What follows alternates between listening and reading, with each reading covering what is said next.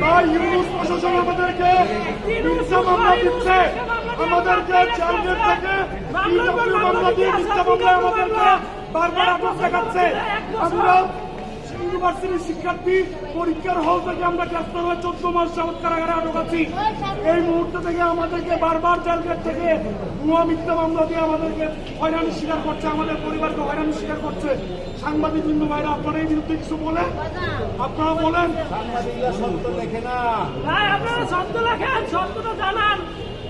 বাংলায় জামিন তোমার করাইলে 3 এমন মামলা দেয়।